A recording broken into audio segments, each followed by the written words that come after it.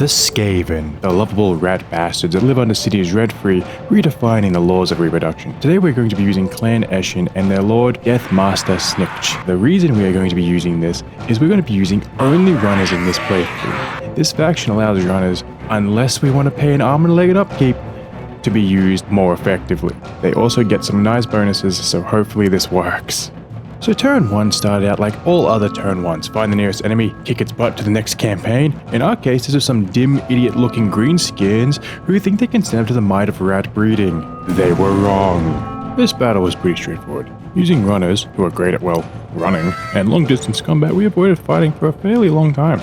After this though, the orcs realized they could fight back and proceeded to charge us. Of course, runners being runners, we just avoided them like the plague and kept shooting them from afar. Of course, this didn't work out 100% of the time because the orcs eventually caught us and these giant green men were not nice about it. So we implemented some of our special breeding tactics, spawning a mass amount of clan rats out of the ground to hold the lines for us. Now I'm no science major. The size of a rat compared to the size of an orc, it's very one-sided. So some of our rats learned how to fly today. Hopefully we will not make this mistake again anytime soon.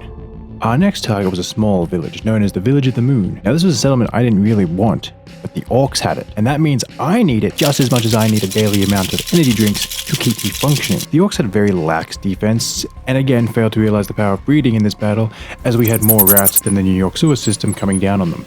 Again, we used the tactics of run and fire until it stops moving, or until I need a swarm of bred rats to act as my personal meat shields for the units that actually matter. So in short, this was a very easy win, and now I had one more settlement to my name, and the orcs had one less settlement, which always makes me happy.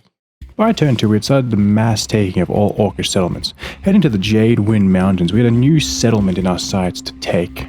Now of course they weren't just going to hand it over to us, but we had rats. Lots and lots of rats that are very good at running and shooting the big green men in every part of their body till they look like voodoo dolls. Did we win? Yes. Did we take any major losses? No, not really. With this new settlement in our control, we now had more power, more rats, and more food for the rats to get more rats. You see where I'm going with this, don't you? Now these dim-witted orcs decided to try and take the settlement back, and well, we're here to stay. So saying that their plan didn't work was kind of an understatement.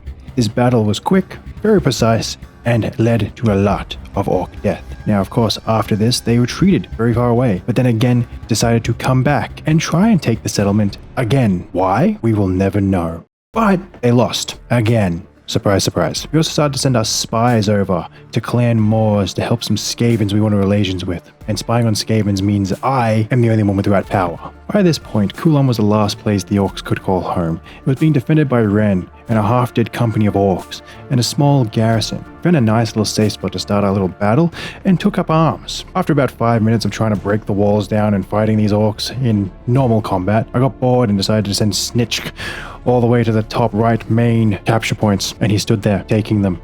If the orcs tried to come and take it from us, we introduced them to a land of rats that we had been breeding under their cities for years. It was a surprise nonetheless, but we were able to take both the points for a very, very easy win, and now the orcs are no more. By turn 6, we had started to make a second army. Now the reason we wanted a second army is because we're going to fight Cathy on 2 fronts. We're going to be fighting them in the southern and in the north. Now of course, we got repelled upon at this point by a large, small scale amount of orcs that tried to take their city back. Now of course, Deathmaster did not take too kindly this and made very, very short work, and a very big example of this lovely uprising, as the orcs would call it. With a new goal in mind, we started our heroic mission to get some lovely rewards, i.e. big money, more replenishment rate, and the Cloak of Shadows, which makes us much better at ambushing and gives us more melee damage. This battle seemed easy enough. A small force of skavens held up in a bunker. This is what I thought anyway.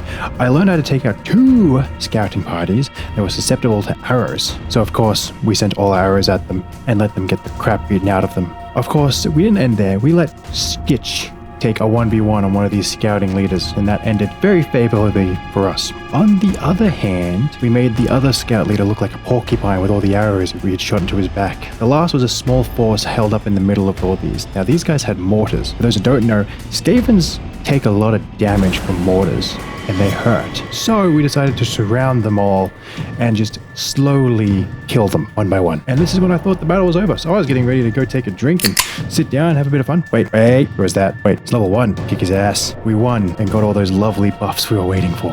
This is the part where things that I didn't expect to happen started to happen. A man wearing golden armor looking like a droopy pencil decided to declare war on us, which was fine. I already had my sights on their land anyway. They were the Cathay to the north that I wanted to get rid of, but I also wanted to start our war to the south as well. So I was going after one of the northern provinces to take one of their settlements. Now, me being the skavern I am and smooth-brained boy I am, I didn't realize that the western provinces had taken this settlement. And now I declared war on the western provinces and the dragon that leads them. This is going to be a pain, but we will kill him next time.